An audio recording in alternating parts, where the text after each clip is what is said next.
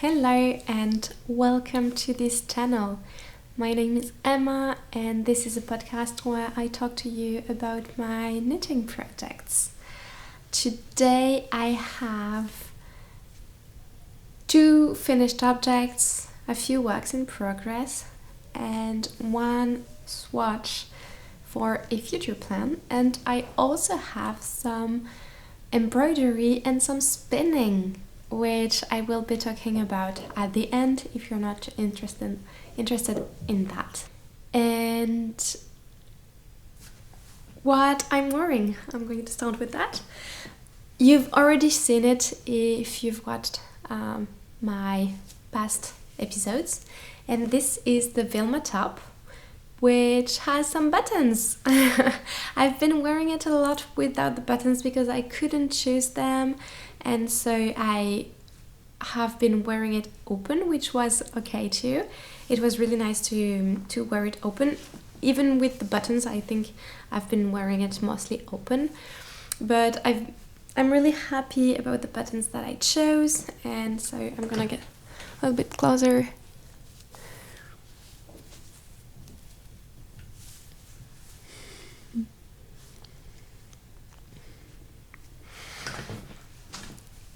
So I'm really happy it's now really finished. I'm completely done with it. And yeah, that's it for this one. I finished it a few months ago, I think a few weeks ago, I can't remember. But this is one vest that I've been wearing a lot because it's really nice, it's really comfortable. It goes with a lot of my garments, so really nice to wear. Now for the finished objects. The first one that I have is a beanie. It was a work in progress last time I showed it to you, and now it's done. So this is the Ribbel hat from Apella.Knits, and it was a test knit for her. And I knitted with stash yarn that I had for many years, and it's Drops Flora, which is a fingering weight yarn, so I held it double, and it's a blend of wool and alpaca, so it's really squishy, really warm. I think it goes really well with this kind of pattern. And this is a very simple ribbed beanie, 2x2 ribbed beanie. And you have the option either to do it top down or bottom up. And I didn't mind which one I was doing, so I said that it could be either of the two when I applied for the test knit, and so I did the top down option. I knit the size 3, and this is a triple folded brim here, as you can see, so it's quite long.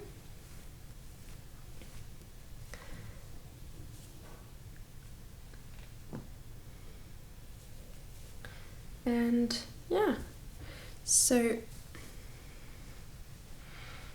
I really like it. I've been wearing it a little bit because it's still a little bit cold, so I had the opportunity to wear it, which I was glad I could because I just finished it. I don't mind not really wearing it this season and just waiting for next winter to wear it, but yeah, I can show it to you.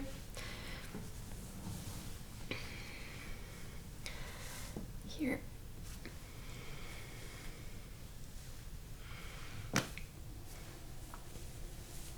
And I think that with the 2x2 rib, it makes a very comfortable hat because it's really stretchy, although it stays really well on the head. So it's really nice to wear. And I used less than 100 grams, and I thought I only had 2 balls left, so that's why I chose this yarn, because I wanted to finish it. But I kind of discovered a third ball because I was knitting some mittens with the third ball that I had been knitting for Secret Santa in December, didn't finish them, I was on the first mitten. Anyway, long story, but I still have 1 ball, which is a bit of a shame because I thought I had finished those balls, but I will find something to do with it. But it was really nice to use some stash yarn that I had for a long time. So that's it for this project, and it's really nice because I like to have the options. I think it's really good for a beginner who wants to learn how to knit and purl, to do the bottom-up option. So you have a lot of time to practice, and if you do any mistake, it's not a problem because it's gonna be inside the brim, so it won't be visible. And on the top down, it's a little bit more complicated to do the increases. So, but it's also a good option to finish all the yarn, that every bits of yarn that you can have. So yeah, and that's it for this project. I really enjoyed it. The second finished object that I have are those ones. Those little slippers that I made for my son. And so I used the pattern from Sandnes Garn, which is a Doble tøfler. And it's a pattern that, this is the 5th time that I'm knitting it. And it's knitted and then felted. So to make those nice, sturdy slippers. And so I needed to knit some slippers for my toddler for school, because the ones I made in August, September were too small now. So he's gonna be able to bring them to school tomorrow. And I've started, so they're a little bit too big at the moment, but it fits, it stays on his feet, so it's good. Just about the yarn, I used Drops Alaska single, which is the same kind of yarn as the one from Sandnes Garn that is recommended in the pattern, and 100% wool. It felt really good, so it's perfect for that. And so I wanted to have a larger opening here, so my toddler would be able to put them on by himself. And so what I did was I cast on for the size 31-32. I put all the details in my Ravelry page that I will link down below, in case you're wondering what I did, because I did a few modifications to the sizes. And I'm just gonna look at my notes because I think I did the 31-32 size. Yes, 31-32. And so then I knit 25 rounds. Maybe I'm not saying all the numbers because you won't remember link everything if you want to do the same. But you will find all the numbers in my Ravelry page. And if you can't access Ravelry, I can put it down below if you ask in the comments. But so I wanted to have a bigger opening here, so I made a longer part here before separating for the 2 part of the foot. And I knitted the foot a little bit shorter because I made this longer, and I cast on more, a bigger size, because I wanted it to be larger on the foot here, on this part here. And so he could spread his toes for better movement, stability and everything. And so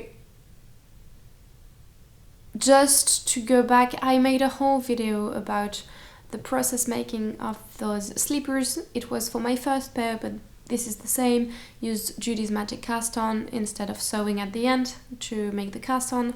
And yeah, I explain everything in the video, which will be linked down below if you want to watch it.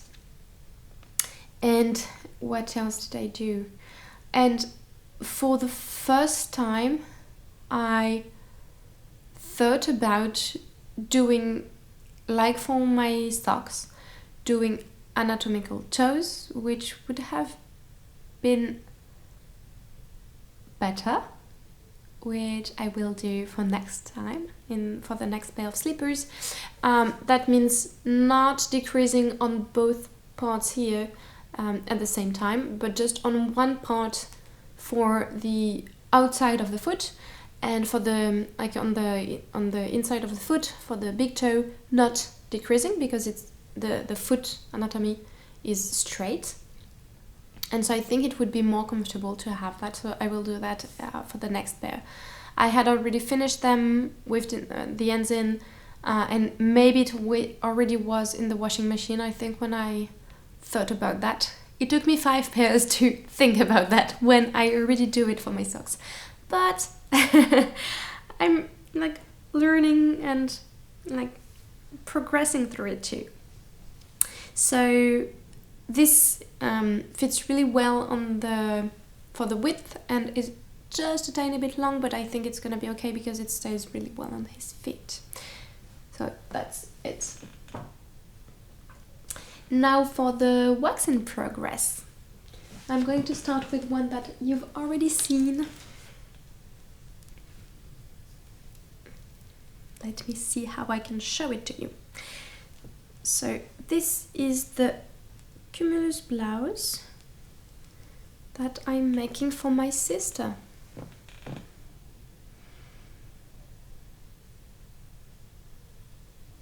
And so I'm knitting it in brushed alpaca silk. Is it focusing? I'm not sure. And so last time I showed it to you, I had already joined in the round after doing all the increases for the collar for the v-neck. And now I separated for the sleeves. And so now I'm just knitting in the round for the body. And I think this is my second bow, and when I will be done with this one, I will knit the collar, the I-cord, so it looks a little bit more finished. And then maybe do the sleeves, or I don't know, but this is what I'm going to do. And this is just slowly getting some progress, and I'm knitting the size M, and I'm holding the yarn single, just one strand of the brushed alpaca silk. Brushed alpaca silk? Yes, I think it's what it's called, from Drops, if I didn't say. And that's the yarn I used for mine, and it's really nice to wear.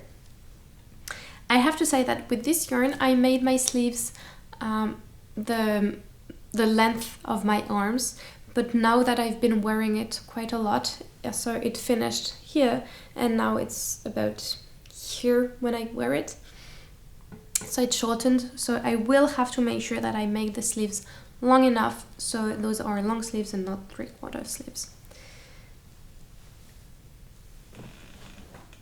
The next work in progress that I have, I showed it in the last podcast because I just started it, and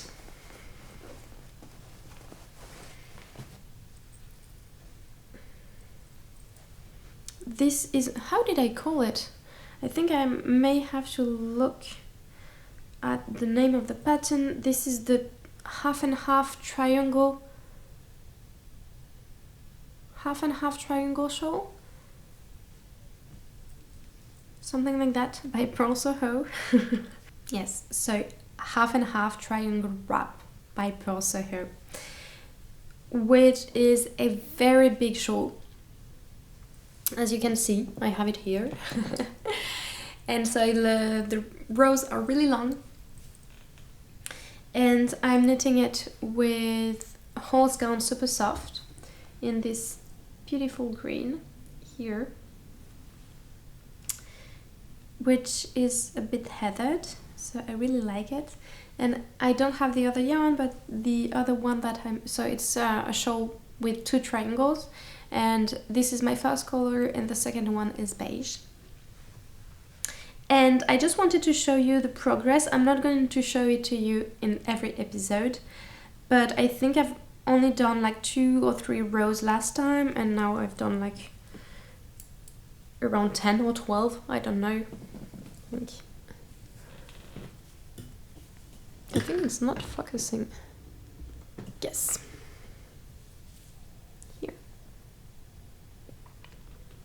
And so it's just, what do I have here? Oh well. And so I just wanted to show it to you, just to show you how it looked like this, and the progress that I made. And so you can actually, it's not focusing. Yes. So you can just see how much progress you can expect from me to knit. And I kind of calculated that it would take me around 1.5 years. If it's more, no problem. If it's less, no problem. I don't really mind. I just want some mindless knit because it's really easy one. It's made with short rows, and so you don't have to pick up stitches, you don't have to think, it's just garter stitch back and forth. And so easy to knit, and I think it's gonna be really nice to use. And I wanted to use it as a blanket. And this is fingering weight yarn, so I knitted on 2.75 millimeter needles because I wanted something that was not very stiff, so I wanted it to be a little bit airy. So that's it for this one, and I'm going to show you it to you next time when I have done quite a bit of progress on it, because now I think it's not going to be interesting for you if I show it to you every time.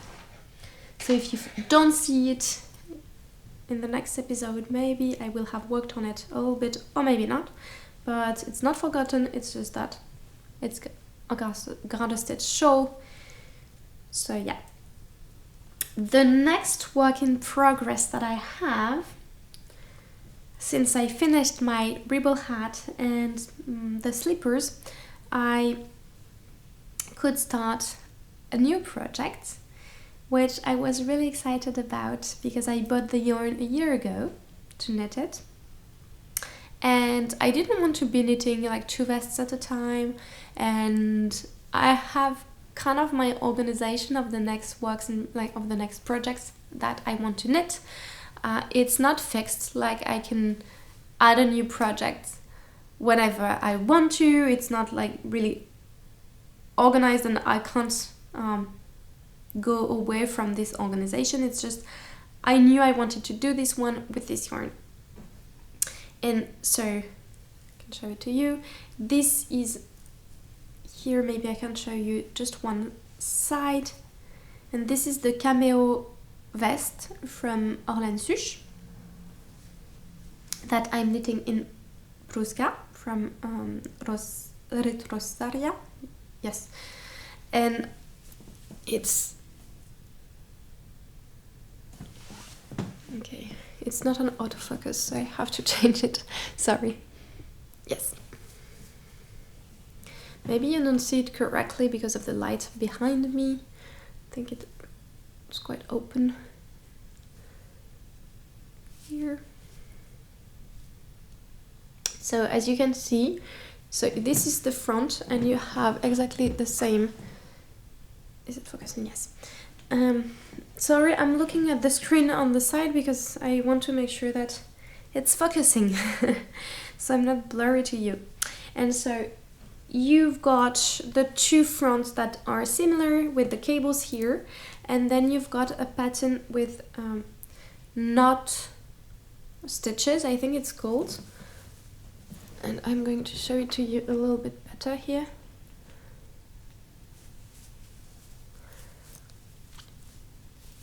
If I put my hands behind, sorry, I want you to be able to see it. This is how it looks like. And I think it's gonna look a lot better once I block it. And this is a vest that is knitted bottom up.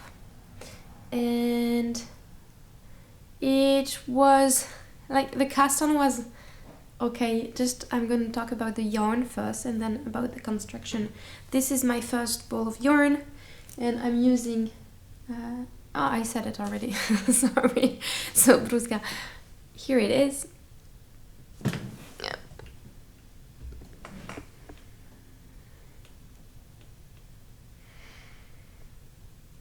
And the colorway is B. I think this is the undyed one. And this is yarn from Portugal. And it's 125 grams per 50 grams, and I thought I had 5 balls, but I only have 4.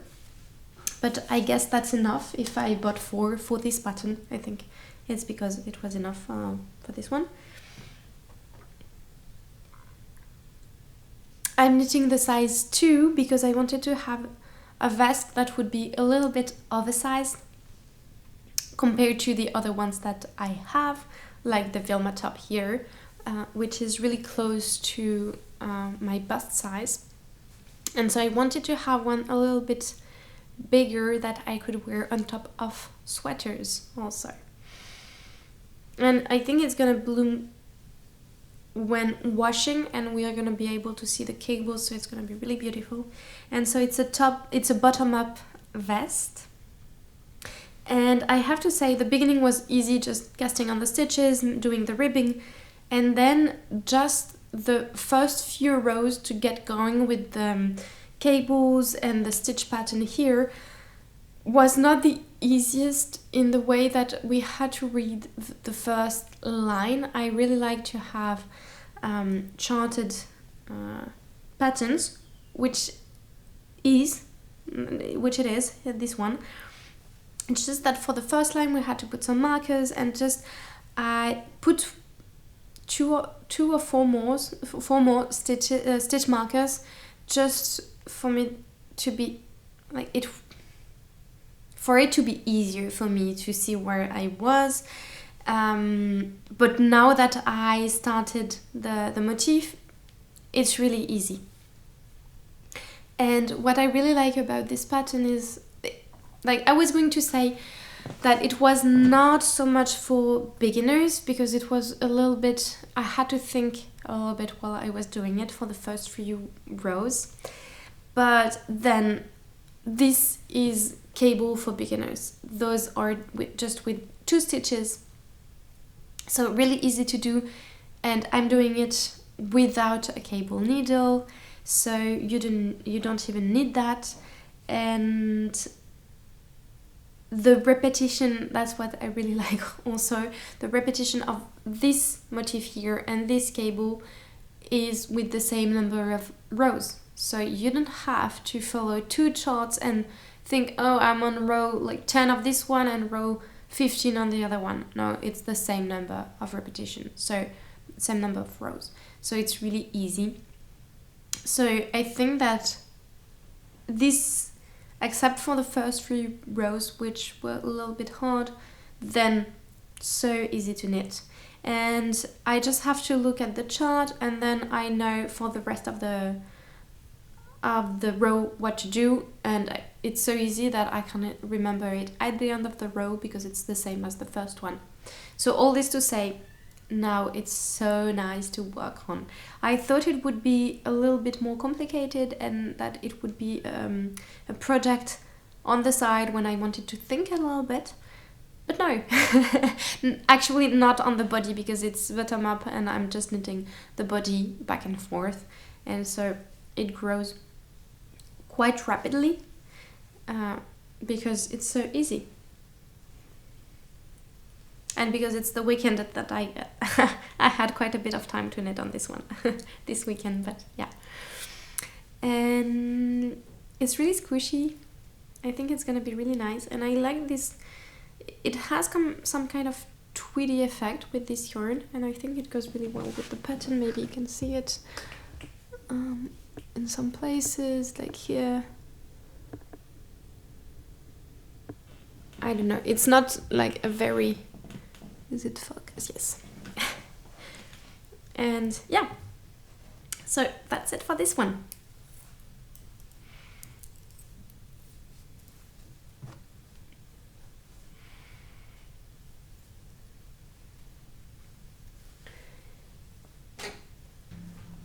Now the next one is not a work in progress yet, it's a swatch. Because I went to a yarn festival yesterday and there were a lot of hand-dyed yarn, but on superwash merino, superwash BFL, well, superwash yarns.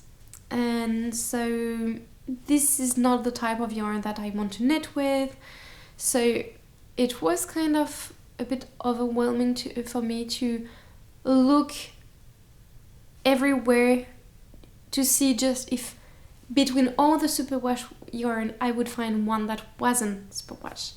But I found this vendor who had just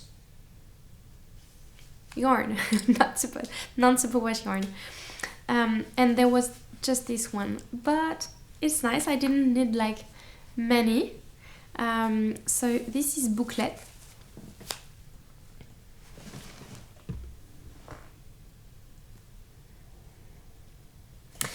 There was this couple who had a booth with non-superwash yarn, and it was even better because they had a farm with Angora goats to make mohair, and so they had some silk mohair. They had some, but I wasn't sure what to do with it, if I don't have the yarn to go with it, like a fingering weight or decay weight yarn to get with it. I didn't have any project in mind. They had some merino wool. They had some, I think it was Angora, a blend of Angora mohair and wool, maybe, I think, which was a decay weight yarn. And they had this sport weight yarn, which I bought. And this is a blend of half Texel and half Ile-de-France. And so I really like that. It's really rustic in the way that it's quite dry, although it's not itchy at all. And so I saw the yarn, I knew that I wanted to buy this one, but I wasn't sure what to do with it because sport weight, I was like, oh, I have to find a pattern to know how much yarn I needed to buy. So I sat down with my friend and we looked through the patterns that I had in my queue on Ravelry. I chose the Maggie cardigan because I had it on in my queue. I knew I wanted to do it. I wasn't sure if I wanted to do it short sleeves or with long sleeves.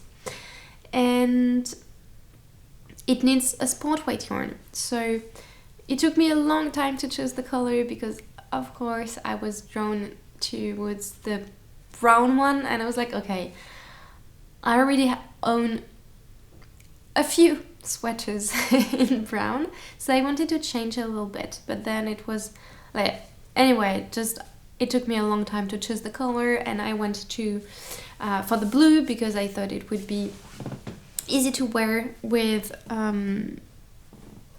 sorry, I keep looking here to see if it's it makes the focus. Anyway, so I went for the blue, which I really like. It's hand-dyed, and that's it. And so I started to swatch when I came home, because like this morning, because I wanted to see if I could get the gauge. And so this is my swatch. So here it is, and this is my swatch here. I'm going to show it closer to you afterwards, but just I'm on 2mm needles and I can't hit the gauge. So I've started with 2.5mm needles because I think that the pattern recommends 3.5, if I'm not mistaken, maybe 4, I'm not sure. But I know I'm a loose knitter, so I try to go down a needle size straight away.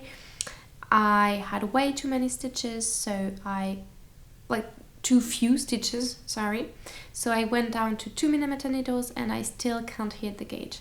And I think I could go to 20, I need 23 stitches and I could go to 21 stitches. And it's quite dense, which is okay. I do like the fabric that I'm getting with that. But I thought that it was getting hard to knit with such a tight gauge with this wool, and I thought that I was going to break my needles and it's not going to be nice to knit a whole cardigan with that, and I don't want the cardigan to be so stiff because it's too dense, and so I thought that I would have to look for another pattern. And I think that this yarn is more, it leans towards DK weight more than sport weight, because even though it's 300 meters per 100 grams, it's a rustic yarn. I think it blooms a lot, and so I have to find a pattern for DK weight yarn, which I found. I'm going to show it to you because I wanted to have something with kind of a satin sleeve look. I didn't want raglan or drop shoulders. I really wanted a cardigan. And so let me show it to you a little bit closer.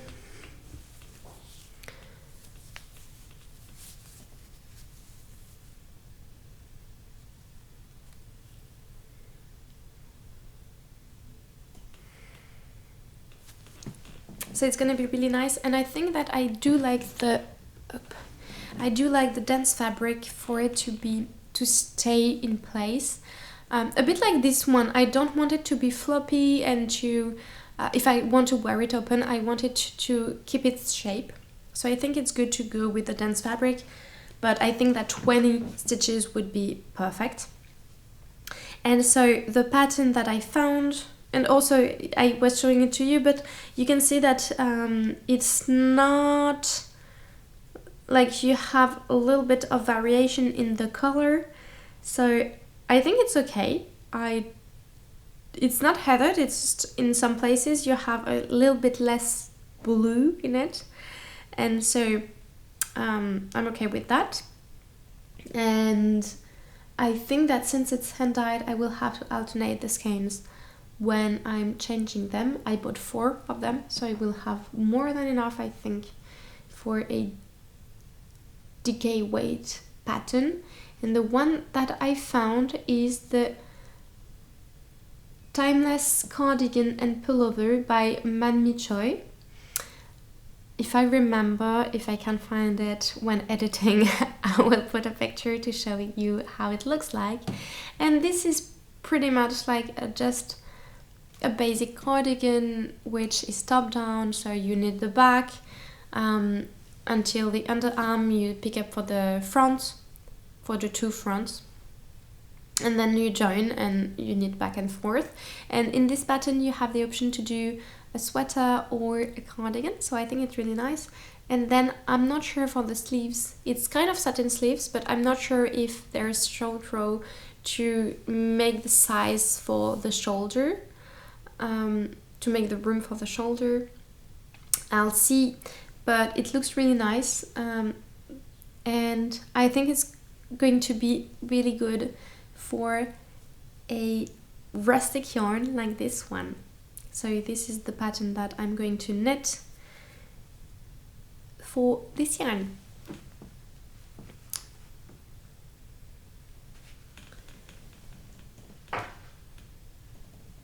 And that's it for the knitting. Now about the spinning, I'm looking for it. I can't find, yes, it is here. So I spent a week at my sister, and she's spinning. She spins a lot, and she's teaching classes. well, not classes, yes, classes, like people come at her farm to actually learn how to spin. And so I thought it was a good way to learn for myself, because I bought a drop spindle a few years back, and so I think it was in 2020, and I bought some fiber to learn how to spin.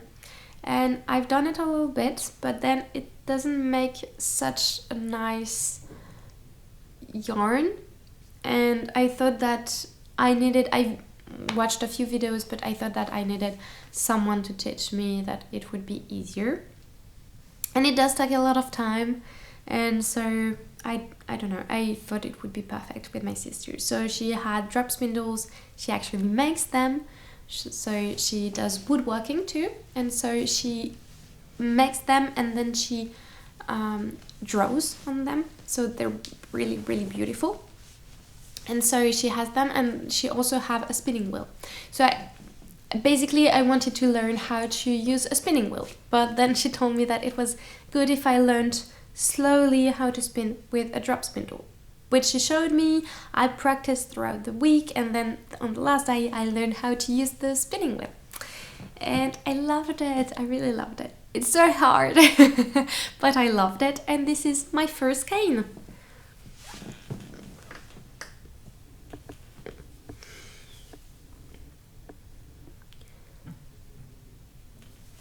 So it's really small, but it's a 2-ply yarn, and so that's why it has 2 colors, because I learned with the first one, it's the Manic breed, which has really long,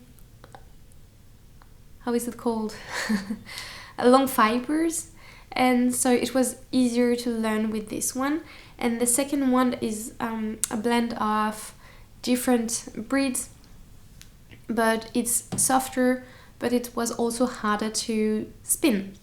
And when I plied it, I plied the two yarns, so the 2 different breeds, and I love it. I'm not sure I'm going to do something with it, maybe a little square that I'm going to use in some project, I don't know, but I was so happy to be learning how to spin, and I haven't practiced since I came back.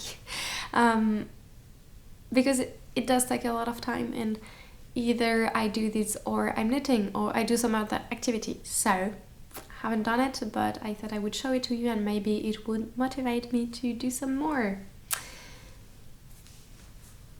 And I think it's a good way to, it's thick and thin of course, and it's a good way to see my first one, how it went, and then see my progress.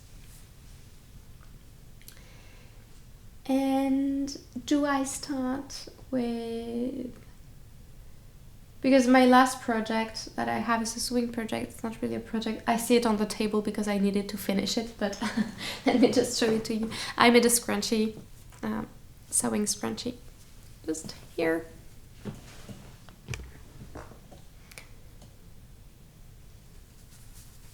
With this linen, which is the fabric that I used to make my shorts a few episodes back, and I just need to attach the elastic inside. Oops, to attach the elastic inside, and then sew the last bit here, and that's it. I needed a new scrunchie. That's it. So I just wanted to show you before I go on to the embroidery part. At the yarn festival yesterday, there were also booth with some fabric, and one that I really liked because it was second-hand fabric.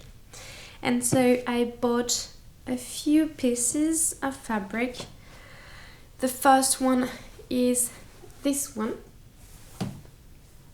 and those are really the colors that I love. And this is a big piece because it's almost 2 meters by 140 centimeters. So I almost have 2 meters of the fabric, so I think I could maybe make a dress, or without any sleeves, I don't know. I have to check, but I thought I could make a dress with this one. The fabric is not see-through except for the white part, so I really have to kind of see what I do with it. And then I bought 3 other ones, and so this one I really love this one. This one is a thick fabric, and I thought I would make some cushion cover for our couch with this one. Then I have this one, which I really love too. I actually like all of them, of course, if I bought them. So this one. And this one I don't really know what I want to do with it. If I want to do a garment, if I want to do something else, I'm not sure. I just really like the colors. They made me really happy, so this fabric. So yeah, I thought I could do some kind of quilting, maybe like a puff quilt, but then I wouldn't know what to do with it. So I'm not sure about that, but I thought they all went really well together and that I could do something like this, but some kind of quilting. And the last one, it's like this, and it's the other way around. And this one had different sizes, and I bought small one or medium one, but not so big that, because I knew I didn't need like a really big one for this one. I just wanted to use it to make some quilting. I want to sew a little bit more, and I thought that those ones were a good way for me to like cut into the fabric, because it's always really hard for me to cut into my fabrics.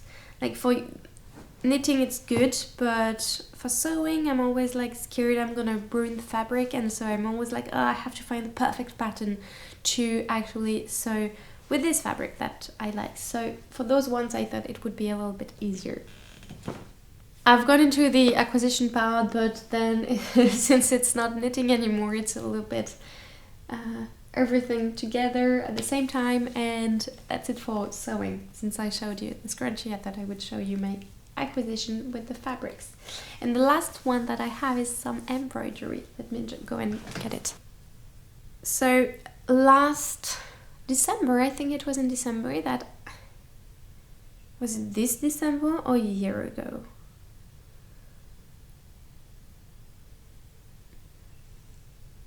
No, I think it was this December. It can't have been a year ago. Anyway, so in December, I wanted to do a bit more embroidery.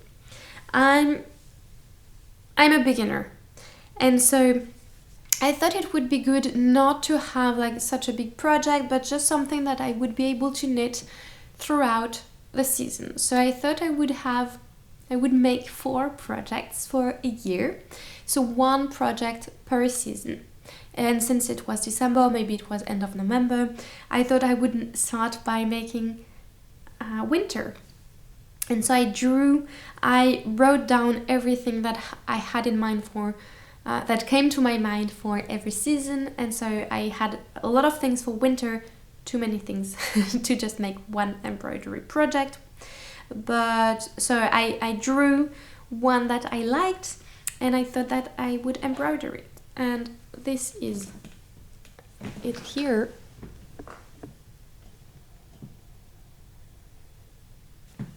And so I started it, but since I'm a beginner, I didn't take a pattern for it. I didn't have the color, I didn't have the right, how is it called? The right stitches, I think. I didn't know which one to use, and so I kind of got stuck because I didn't know how to do the pine cones, and yeah, so I stopped. And so I took it again because I bought more colors and more threads like this. So I started again with the pine cones here and thought I would pick it up, even though it's not winter, like it's almost spring, but I thought I would go into it a little bit again and show it to you. And I do like it, and now that I've done it, I have to put some inside here and some thread, some color, but another brown color in the pine cones. And yeah, and then I'm gonna start with the person here. And I realized how hard it was not knowing which color to use and not knowing which stitch to use. And so I got stuck like this, and I realized it was a bit too hard, and that maybe for the next ones I should take a pattern, although I'm not gonna be able to draw exactly the scene that I want. But at least it's gonna be easier, and I do enjoy some embroidery from time to time. So yeah, I thought it would be a good time to share it with you.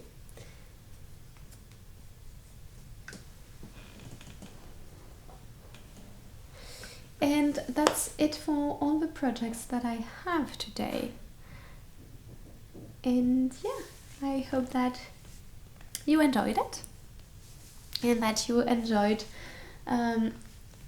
some other crafts, which is not usual here on this channel, but yeah, I thought it would be interesting to show them to you too.